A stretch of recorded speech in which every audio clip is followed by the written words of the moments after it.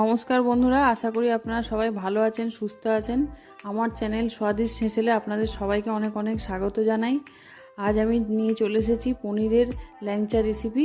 আশা করি আপনাদের ভালো লাগবে। তাহলে চলুন দেখে নেওয়া যাক রেসিপিটা।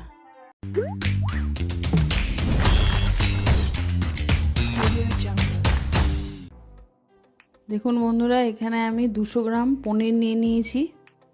এবারে এই পনিরটাকে আমি গ্রেটারের সাহায্যে গ্রেট করে নেবো। ভালো করে গ্রেট করে নিচ্ছি এই জন্যেই যাতে ভালোভাবে মাখা যায় পনিরটাকে, যার জন্য আমি এরমভাবে গ্রেট করে নিচ্ছি। দেখুন এবার গ্রেট করা হয়ে গেছে পনিরটা, দেখুন পুরোটাই।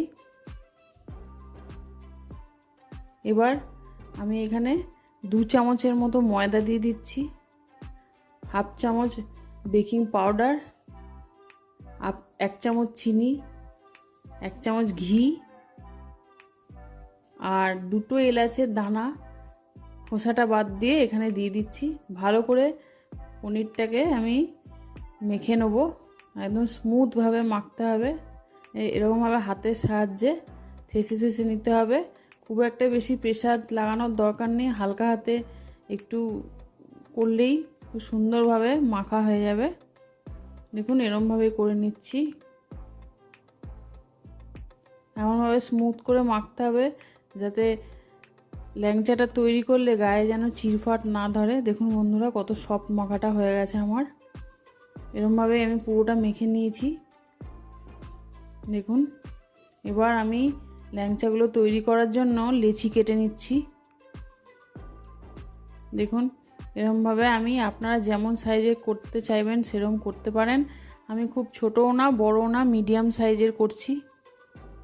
দেখুন এরকম সাইজের আমি করে নিচ্ছি সবকটা একইভাবে। এবার হাতের সাহায্যে গোল গোল করে একটু লম্বা লম্বা শেপ দিয়ে দেবো, যেমন ল্যাংচার শেপ হয় সেরকমই দিয়ে দিচ্ছি। দেখুন এই একই প্রসেসে আমি সবকটা ল্যাংচা করে নেব। দেখুন বন্ধুরা, দেখুন আমি সবকটা কমপ্লিট করে নিয়েছি এখানে। দেখুন বন্ধুরা, ল্যাংচার জন্য আমি এখানে চিনির শিরা 1 কাপ চিনি দিয়ে দিলাম, আর তার সঙ্গে আমি এখানে 2 কাপ জল দিয়ে দিলাম। যে কাপে চিনি নিয়েছিলাম 1 কাপ, মিডিয়াম কাপের থেকে একটু বড় সাইজের, সেই কাপেরই 2 কাপ জল আমি এখানে দিয়ে দিচ্ছি। ভালো করে চিনিটা গলিয়ে নেব। আর এখানে এই শিরাটা বেশি তার হওয়ার দরকার নেই, একটু ঘন হলেই হবে। দেখুন এরকমভাবে, দেখুন এখানে চিনির যে নোংরাগুলো থাকে ওগুলোই ফেনা হয়েছে, এগুলো আমি উঠিয়ে ফেলে দেবো। আর রসটা আমার রেডি হয়ে গেছে। এবার আমি কড়াইতে রিফাইন্ড অয়েল দিয়ে দেবো পরিমাণ মতো, যাতে ল্যাংচাগুলো ডুবে থাকে, ভালোভাবে ভাজা যায়। আর ল্যাংচাগুলো এখানে ছাড়ার পর সঙ্গে সঙ্গে একটুখানি নাড়তে হবে, নাহলে গায়ে গায়ে লেগে যাওয়ার সম্ভাবনা থাকবে, আর তলাতেও লেগে যেতে পারে কড়াইয়ে। যার জন্য অনবরত আর খুব কম আঁচেই ভাজতে হবে, লো টু মিডিয়াম। খুব বেশি বাড়ালে ওপরটা ভাজা হয়ে যাবে আর ভেতরটা ভালোভাবে তৈরি হবে না। যার জন্য কম আঁচেই ভালোভাবে নেড়ে চেড়ে বারবার উল্টে পাল্টে দিতে হবে, না তো একদিকটা বেশি ভাজা একদিকটা কম ভাজা হয়ে যাবে। দেখুন বন্ধুরা কত সুন্দরভাবে ভাজা হয়ে গেছে। এগুলো এবার আমি তুলে নিচ্ছি।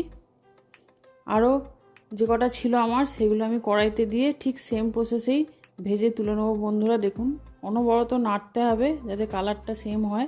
দেখুন এগুলো হয়ে গেছে, এবার তুলে নিচ্ছি। দেখুন বন্ধুরা, এবার এগুলো আমার রেডি হয়ে গেছে। এবার আমি চিনির শিরাতে এগুলো ডুবিয়ে দেব। তারপর ভালোভাবে এপাশ ওপাশ একটু করে দেবো মিষ্টিগুলোকে, যাতে রসটা ভালোভাবে ঢুকে যায়। দেখুন দেখুন বন্ধুরা, এরকমভাবে নেড়ে চেড়ে দেবো একটু রসের মধ্যে। আর রসটা একটু গরম থাকতে হবে, তবে ভেতরে তাড়াতাড়ি ঢুকবে মিষ্টির, আর মিষ্টিগুলো ফুলে উঠবে। এবার আমি এখানে চাপা দিয়ে দেবো 2-3 ঘন্টার জন্য। আমি এখানে দিয়ে রাখবো চাপা। দেখুন 2-3 ঘন্টা পর আমি আবার ফেরত আসছি। আমার ল্যাংচা রেডি, আপনাদের পরিবেশন করে দেখাচ্ছি। দেখুন কত সুন্দর হয়েছে, রসটাও ঢুকেছে। আপনাদের যদি এই রেসিপিটা ভালো লেগে থাকে তাহলে অবশ্যই লাইক, শেয়ার, সাবস্ক্রাইব করবেন আর কমেন্টের মাধ্যমে জানাবেন। আবার দেখা হবে নতুন একটি রেসিপি নিয়ে। ততক্ষণে আপনারা ভালো থাকবেন, সুস্থ থাকবেন। নমস্কার বন্ধুরা।